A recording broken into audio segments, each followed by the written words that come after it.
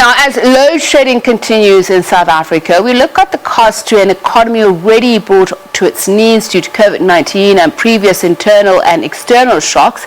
A report by the Council for Scientific and Industrial Research, or CSIR's Energy Centre last year, analysed South Africa's load shedding, indicating that it cost the country's economy between 60 billion rand and 120 billion rand in 2019 alone. The total economic impact of load shedding in South Africa could be as high as 338 billion rand over the past 10 years.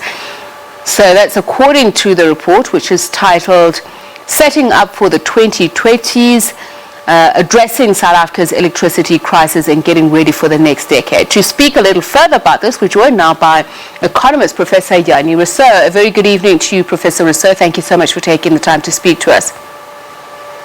Good evening to Pisu and good evening to the viewers. So, I mean, as I say, this was a 2019 report, and it said that South Africa then had experienced about 530 hours of load shedding in 2019.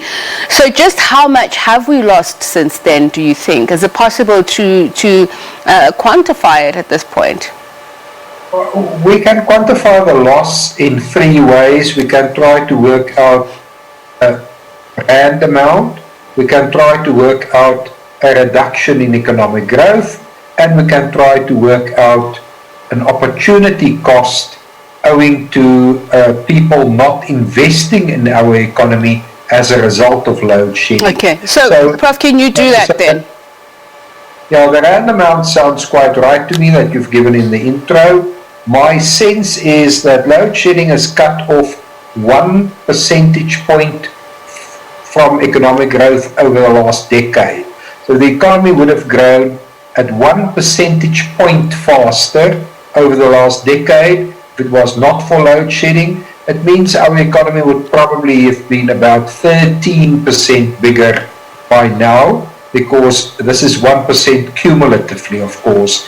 And then in terms of opportunity cost, difficult to guess, but probably another 1 percentage point. So our economy could have been 25% bigger than what it is now, but for load shedding. I mean, I think at some point there was a belief that because of COVID-19 and the huge reduction in production, that we would have been able to save up some reserves with regards to the energy sector. But as we see the situation that we're in now, that we are experiencing almost load shedding 2 to 3 times a day, and yet that is still at stage 2. Last year already was the first time that South Africa reached stage 6 of load shedding. So just how far can we go? At some point we were speaking about stage 8.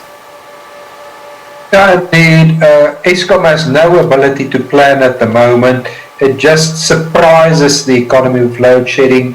Stage 1, stage 2, and suddenly it's not necessary today to have load shedding during the funeral proceedings of the Zulu king. So the public has lost confidence in Eskom. It seems that Eskom is playing as they see fit. The only way to restore confidence in Eskom is to open Eskom's board meetings for the public and for the media. Eskom is a state-owned enterprise with a monopoly in power generation, funded by the taxpayer, so nothing can be secret at Eskom. Open the board meetings for the public, then we will trust Eskom. And secondly, publish all Eskom contracts on the website. Why can there not be complete transparency at Eskom? Until such time as we get complete transparency at Eskom, we will not trust Eskom's planning abilities, because they are not honest with us.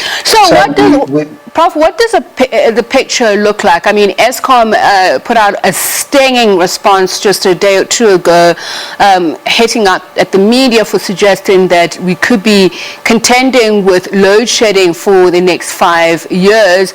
I believe at some point the suggestion was 2 to 3 years, depending on key decisions and actions by government.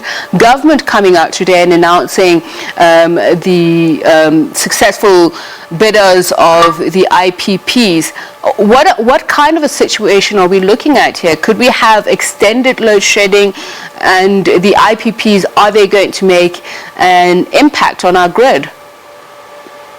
Oh, it's a piece of, quite frankly, I have more confidence in the media than in Eskom. I can't be more blunt than that. So in short, the media said 5 years ago, load shedding will continue. Eskom said load shedding will not continue. 5 years later, the media was right, Eskom was wrong.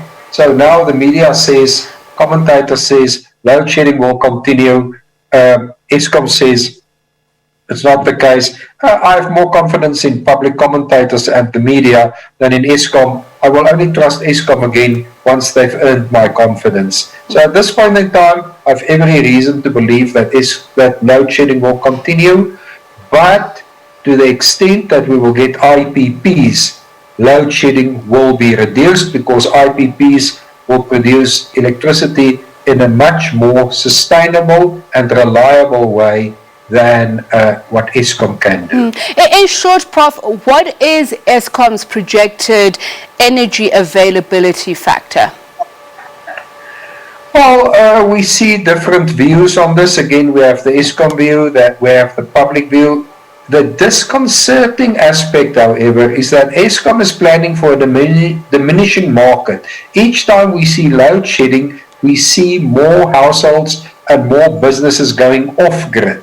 So there will be one moment in our history where Eskom will have complete oversupply of electricity, because Eskom is not factoring in the fact that load shedding results in businesses and households installing solar panels to generate their own electricity. Eskom is its own worst enemy in the process we are busy with. Thank you so much for speaking to us and sharing your insights. Economist Professor Jannie Rossouw.